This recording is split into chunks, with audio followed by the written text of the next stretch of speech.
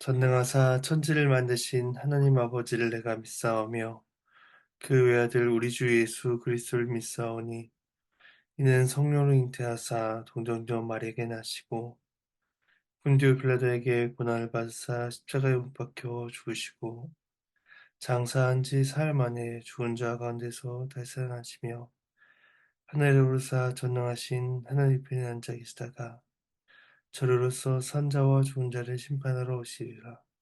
성령을 믿사오며 거룩한 공예와 성도가 서로 교통하는 것과 죄를 사해 주시는 것과 몸이 다시 사는 것과 영원히 사는 것을 믿사옵나이다. 아멘. 찬송가 91장 찬송하시겠습니다. 찬송가 91장입니다.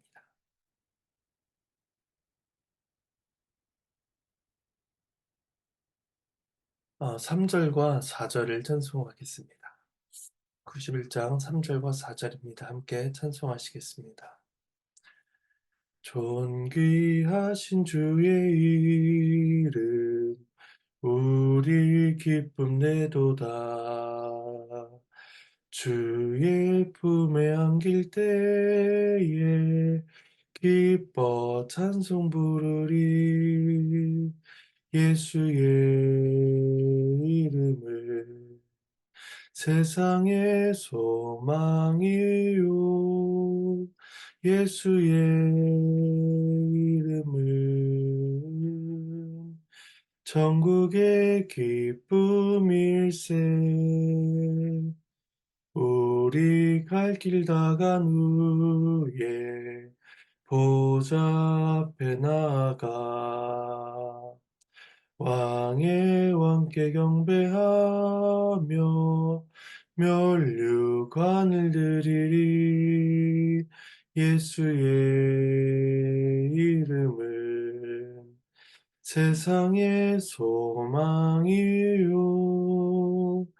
예수의 이름은 천국의 기쁨일세. 네, 함께 보실 말씀은 신명기 10장 1절에서 22절까지 말씀입니다. 신명기 10장 1절에서 22절까지 말씀입니다. 말씀은 본문을 살펴가는 가운데 봉독하도록 하겠습니다. 함께 주의 말씀을 나누겠습니다. 이스라엘이 금송아지를 만들어 범죄하자 모세는 언약의 돌판을 깨트림으로써 하나님과 그들 사이의 언약이 깨져버렸다는 것을 나타내 보였습니다. 그런 하나님께서는 그 거역한 이스라엘조차도 긍휼히 여기사 다시 모세를 산으로 부르십니다. 오늘 본문은 두 부분으로 나눠 볼 수가 있습니다. 먼저 1절에서 11절까지는 두 번째 십계명 돌판 전수와 레위 지파의 직무에 대해서 말씀을 하고 있으며, 두 번째 단락은 12절에서 22절까지로 여호와께서 이스라엘에게 요구하시는 순종에 대해서 말씀을 하고 있습니다. 먼저 1절에서 5절까지 말씀을 봉독하겠습니다.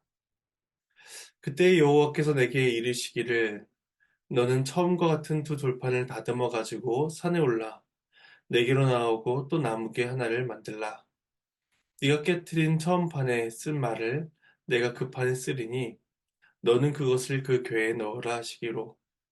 내가 조각목으로 궤를 만들고 처음 것과 같은 돌판들을 다듬어 손에 들고 산에 오르매 여호와께서 그 총회 날에 산 위 불 가운데에서 너희에게 이르신 십계명을 처음과 같이 그 판에 쓰시고 그것을 내게 주시기로. 내가 돌이켜 산에서 내려와서 여호와께서 내게 명령하신 대로 그 판을 내가 만든 궤에 넣었더니 지금까지 있느니라. 하나님께서 모세를 다시 신의 산으로 부르십니다. 그리고 처음과 같은 돌판 두 개를 깎아서 준비해 오고 그 돌판들을 보관 나무개 하나를 만들라라고 명하십니다. 여기서 기억해야 할 것은 돌판을 준비하는 것은 모세이지만 그 위에 말씀을 기록하실 분은 여호와라는 사실입니다. 여호와는 새로운 돌판에 새로운 말들을 쓰시는 것이 아니라 깨트린 돌판에 쓰여져 있던 것과 같은 동일한 말씀을 기록해 주실 것입니다. 이스라엘에게 주신 10가지의 계명은 변치 않으시는 하나님에 의해서 주어진 말씀이시기 때문에 보완되거나 추가되어야 될 것이 없었던 것입니다. 모세가 돌판과 궤를 만들어 산에 오르자 여호와께서는 십계명을 처음과 같이 그 판에 쓰시고 그것을 모세에게 주셨습니다. 그리고 모세는 그것을 받아 산에서 내려와 그 판을 나무개에 넣었고 신명기가 기록되고 있는 그때까지 지금까지 그 두 돌판이 궤 안에 보존되고 있었다라고 성경은 기록합니다. 첫 번째 돌판이 깨진 것은 이스라엘이 금송아지를 만든 죄로 인해 하나님과 이스라엘 사이의 언약 관계가 깨진 것을 상징한다면 이 두 번째 돌파는 하나님과의 언약이 다시금 회복되었다라는 것을 보여줍니다. 이러한 호렙산에서의 회복에 대한 기억은 현재 가나안 땅을 눈앞에 둔 이스라엘 백성들에게 하나님의 은혜를 상기하게끔 함으로써 그들이 현재 생존해 있다라는 사실과 또한 약속의 땅을 기업으로 받는다는 사실에 있어서 하나님의 무한한 언약의 복을 신뢰하게끔 하는 역할을 해주었습니다. 본 단락에서 출애굽기와 내용이 조금 상이한 것이 보여지게 되는데 출애굽기에서는 모세가 시내산에서 두 돌판을 받아 내려온 다음에 성막과 법궤 제작을 시작하는 것으로 기록되어 있습니다. 반면에 오늘 본문 신명기에서는 나무궤를 만들어 놓고 시내산에 올라가 새 돌판을 받는 것으로 설명되고 있기 때문에 이 부분이 다른 것처럼 보여집니다. 또한 출애굽기는 부살렐과 백성들이 실질적으로 성막과 언약궤 제작을 제작했다라고 설명하고 있지만 본 단락에서는 모세가 했다, 자신이 했다라고 말하고 있음을 볼 수가 있습니다. 이러한 상이점은 신명기가 특정 부분을 강조하고 있고 또 신명기가 시간의 순서를 뭉뚱그려 기록하는 방식 때문에 생겨난 것이다라고 할 수가 있습니다. 신명기는 모세를 통하여서 언약의 돌판과 나무궤를 만들게 하시고 또 이스라엘을 향한 진노를 거두시며 구원의 은혜를 베풀고 계시다는 사실을 신명기를 통해서 보여주고 있습니다. 그리고 그 은혜가 지금 그 신명기에 기록되는 그때까지도 그 두 돌판이 궤 안에 보존되었다라고 말함으로써 오히려 이러한 사실들을 이스라엘 백성들에게 상기시켜주고 있다라고 볼 수가 있는 것입니다. 이어서 6절과 9절 말씀을 또 이어서 봉독하도록 하겠습니다. 이스라엘 자손이 부에롯 브네아 아간에서 길을 떠나 모세라에 이르러 아론이 거기서 죽어 장사되었고 그의 아들 엘르아살이 그를 이어 제사장의 직임을 행하였으며 또 거기를 떠나 국고다에 이르고 국고다를 떠나 욥바다에 이른즉 그 땅에는 시내가 많았으며 그때 여호와께서 레위 지파를 구별하여 여호와 언약궤를 매게 하며 여호와 앞에 서서 그를 섬기며 또 여호와 이름으로 축복하게 하셨으니 그 일은 오늘까지 이르느니라. 그러므로 레위는 그의 형제 중에 분깃이 없으며 기엇이 없고 내 하나님 여호와께서 그에게 말씀하신 것 같이 여호와가 그의 기업이시니라. 이제 6절과 9절은 개역개정 성경과 몇몇의 번역본들은 괄호를 사용해서 묶여져 있습니다. 그래서 6절과 9절의 내용을 빼고 5절과 10절 연결했을 때에 이 흐름상의 문제가 전혀 없기 때문에 6절과 9절이 후대에 추가되었을 것이다 라는 해석상의 이유 때문에 이제 괄호로 묶여져 있는 것인데 이제 원어 성경 자체는 이러한 묶음 자체가 없으며 또한 이 내용 자체가 5절의 흐름과 전혀 무관한 것이 아니다라고 볼 수가 있기 때문에 우리가 그러한 해석을 따라서 괄호를 묶을 필요는 없습니다. 그래서 괄호를 인식하지 않고 보셔도 좋을 것입니다. 모세는 1절에서 5절 말씀을 통해서 언약의 두 돌판과 이를 넣어둘 언약의 궤에 대해서 언급을 하였는데 이제 6절에서 9절 말씀을 통해서는 그 언약궤를 보존하고 운반해야 될 책임이 대지상과 레이지파에 있다라는 것을 말씀해 주고 있습니다. 먼저 아론은 죽어서 모세라에 묻히게 됩니다. 이 모세라라는 지역은 그 위치가 정확하지 않고 있는데 민수기에서는 그 아론이 죽은 곳을 가리켜서 호르사안이라고 밝히고 있기 때문에 이 모세라는 호르산 부근에 위치한 한 지역일 것이다라고 추정을 합니다. 그런데 이 아론의 죽음에 대해서 언급하고 있는 것은 앞서 금송아지 사건과의 연결성을 보여줍니다. 9장 20절에서는 금송아지 사건으로 인해서 하나님은 아론에게 진노하시고 또 그를 멸하려 하셨다라고 말씀하고 있습니다. 근데 이후에 모세의 기도에 의해서 그를 당장에 죽이지 않으셨고 조금 더 오래 살다가 모세라에서 죽음을 맞이하게 하십니다. 그리고 그 아론에게 주신 제사장의 직무가 그 금송아지 죄를 지었을 때에 그 즉시 박탈당한 것이 아니라 이후에 그의 아들을 통해서 계속해서 이루어지고 있음을, 계승되고 있음을 밝히면서 그럼에도 이스라엘 향한 하나님의 긍휼이 지속되고 있음을 오늘 본문을 통해서 6절에서 밝히고 있는 것입니다. 또한 7절에서는 이스라엘의 광야 여정에 대해서 짧게 언급을 하고 또한 이어서 8절에서 레위 지파의 직무를 서술하고 있습니다. 레위 지파의 세 가지 직무가 명시되고 있는데 첫 번째는 여호와의 언약궤를 메는 것이라고 말합니다. 앞서 궤에 대한 언급이 있었기 때문에 자연스럽게 레위인들에게 맡겨질 언약궤에 대한 책임이 설명되고 있다라고 볼 수가 있는 것입니다. 둘째는 레위인의 직무는 여호와 앞에 서서 섬긴다라는 것입니다. 레위인들은 언약궤가 보관된 성소에서 예배를 드리며 또 그 성소와 관련된 다른 일들을 수종드려야 했습니다. 또 세 번째 직무는 여호와 이름으로 축복하게 하는 것이다라는 것입니다. 그들은 하나님의 복이 백성들 가운데 있기를 기원하였는데 이 일은 특별히 제사장 직분을 통하여서 이루어졌음을 보게 됩니다. 레위인들의 이러한 세 가지 직무 또한 신명기 말씀이 기록되고 있는 그때까지도 시행되고 있었다라고 성경은 기록합니다. 그리고 9절에서는 레위 지파가 땅의 기업을 얻지 못했음을 말하고 있습니다. 그들은 비록 개인 재산에서 비롯되는 물리적인 안전은 소유할 수가 없었지만 다른 백성들을 대신하여 하나님을 직접 섬기는 큰 영광을 경험하였기 때문에 여호와께서 친히 레위 지파의 기업이 되시는 특별한 복을 누리고 있다라고 볼 수가 있습니다. 따라서 그들은 기업은 없었지만 다른 지파들이 누리는 것 이상의 복을 누리고 있었던 것입니다. 10절과 11절을 봉독하도록 하겠습니다. 내가 처음과 같이 40주 40야를 산에 머물렀고 그때에도 여호와께서 내 말을 들으사 너를 차마 멸하지 아니하시고 여호와께서 내게 이르시되 일어나서 백성보다 먼저 길을 떠나라. 내가 그들에게 주리라고 그들의 조상들에게 맹세한 땅에 그들이 들어가서 그것을 차지하리라 하셨느니라. 이제 10절과 11절에서는 지금까지의 내용을 간략하게 회상하며 요약하여 주고 있습니다. 하나님께서 모세의 간구를 들으셨으며 백성들은 멸망하지 않게 되었고 하나님과 이스라엘 사이의 언약 관계가 지속되고 있다라는 사실을 상기시켜 줍니다. 하나님께서 모세와 이스라엘 백성들에게 일어나서 가라. 내가 주리라고 한 땅에 들어가서 차지하라.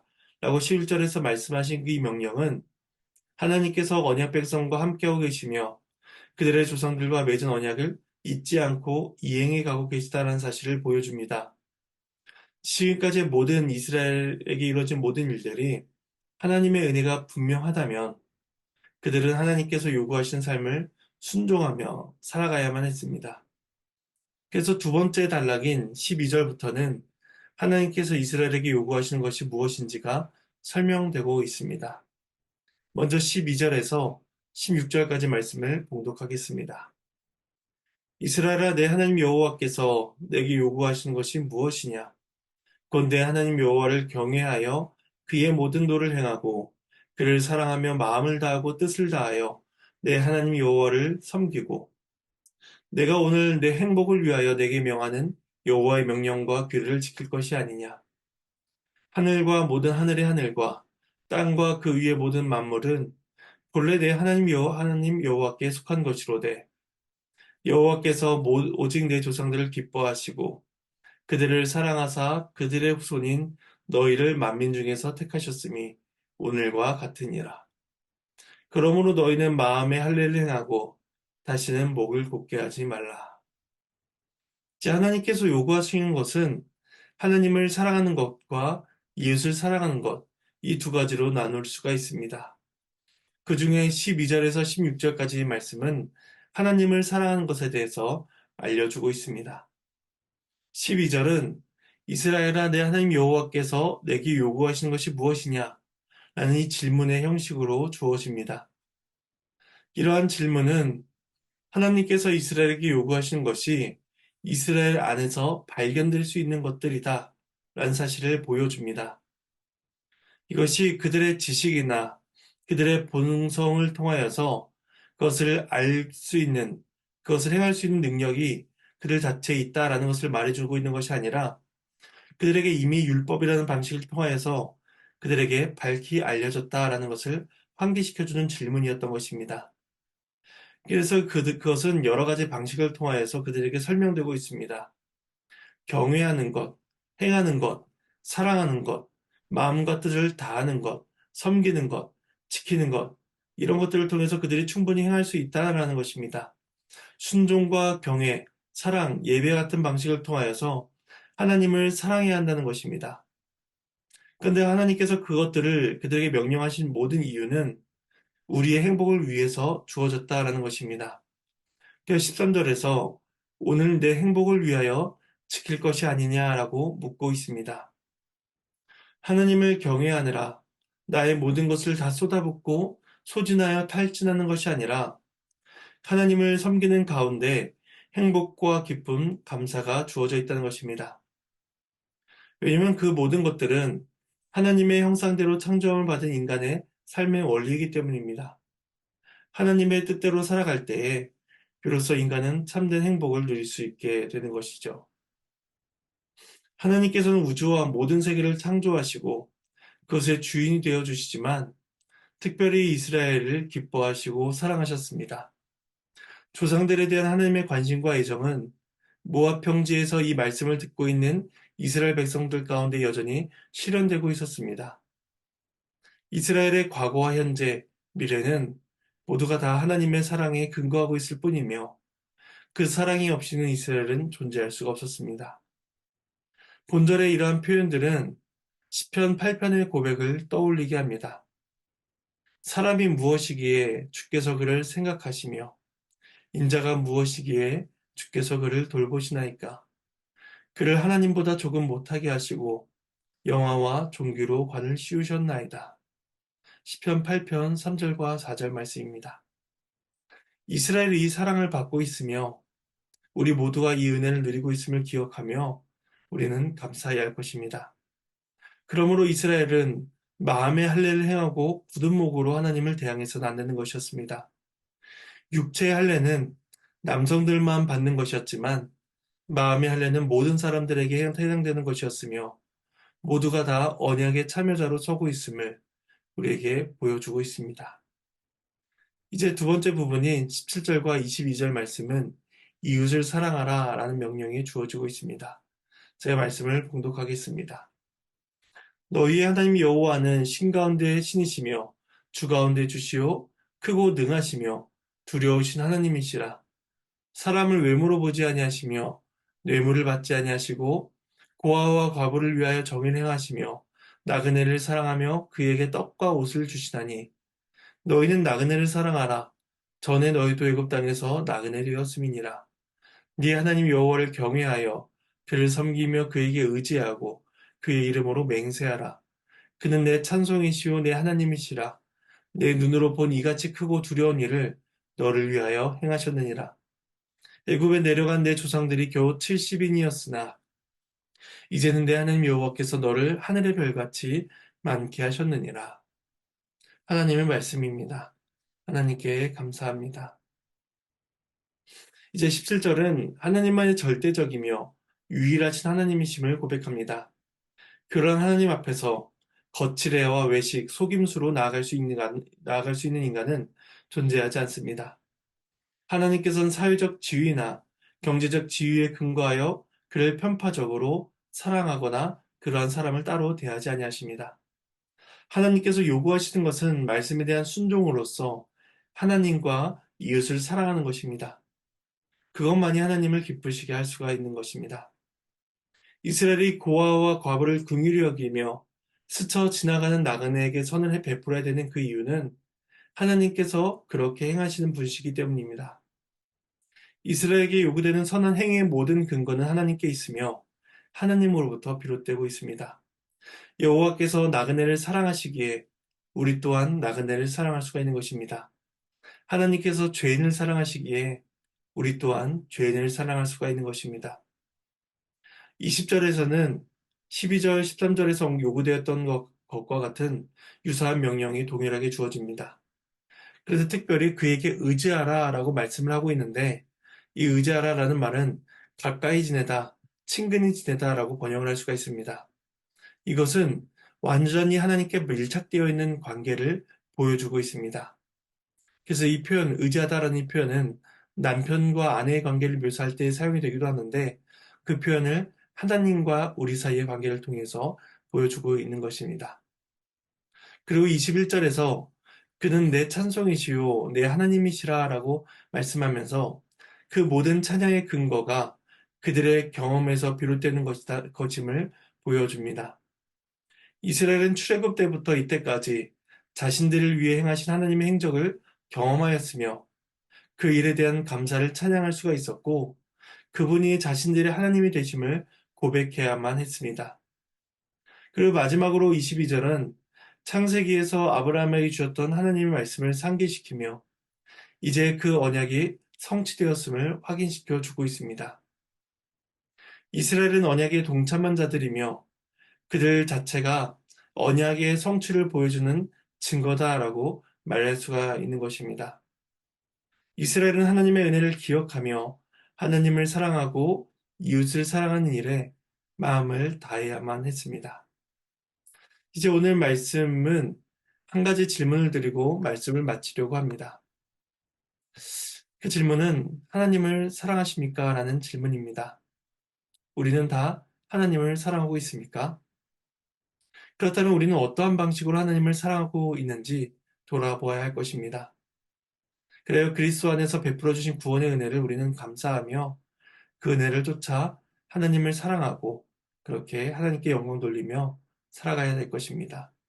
이런 질문을 우리 자신에게 돌아보며 하나님과 이웃을 사랑함으로써 하나님에 대한 그 사랑의 마음을 올려드리는 저와 여러분이 되기를 간절히 소망합니다. 제가 잠시 기도하고 마치도록 하겠습니다. 하나님의 은혜에 감사를 드립니다. 하나님께서는 그 죄로 인해 하나님께 범죄한 자들조차도 다시금 긍휼히 여기시며 또 말씀을 주시고 그들에게 하나님을 사랑해야 한다는 것과 이웃을 사랑해야 된다는 것을 가르쳐 주셨습니다. 하나님을 향한 우리의 사랑이 하나님 사랑과 이웃 사랑, 또 마음을 다하고 또 경외하고 섬기는 것을 통하여서 드러날 수 있도록 도와주시옵소서. 그래야 우리의 모든 삶이 하나님을 기쁘시게 하는 삶이 되기를 간절히 소원합니다. 감사드리며 이 모든 말씀 예수님의 이름으로 기도합니다. 아멘. 네, 주님께서 가르쳐 주신 기도로 마치도록 하겠습니다. 하늘에 계신 우리 아버지여, 이름이 거룩히 여김을 받으시오며 나라가 임하시오며 뜻이 하늘에서 이루어진 것 같이 땅에서도 이루어지리이다. 오늘 우리에게 일용할 양식을 주시옵고 우리가 우리에게 죄진 자를 사하여 준 것 같이 우리의 죄를 사하여 주시옵고 우리를 시험에 들게 하지 마시옵고 다만 악에서 구하시옵소서. 나라와 권세와 영광이 아버지께 영원히 싸움나이다. 아멘.